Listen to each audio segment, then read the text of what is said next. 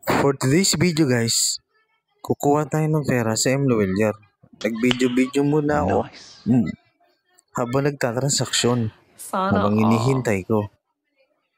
At ayan na nga po, tinawag na ako. At ayan na, nakuha ko na po yung pera sa M. Luwelier. Para po, makapunta ako at makakuha ko ng aking ID.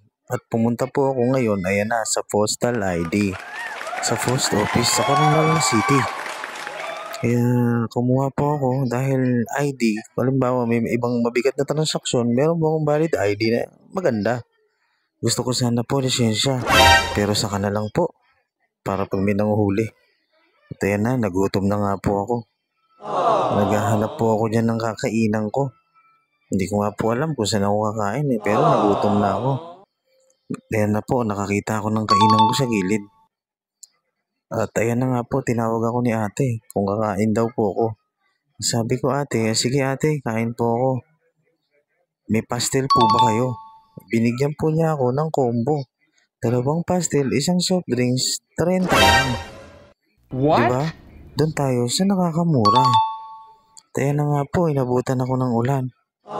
Shoutout sa'yo ate dahil pinasilong mo ako sa iyong munting bigasan. Thank you po talaga sa'yo dahil hindi po ako nabasa. Salamat sa'yo ate. At ayun, pati yung ibon lumipad, nakisilong. Pati pala mga ibon gusto ring sumilong. Ganun talaga, tag-ulan na eh. At inabot na nga po ako ng gabi. Pauwi na ako. Thanks for watching. God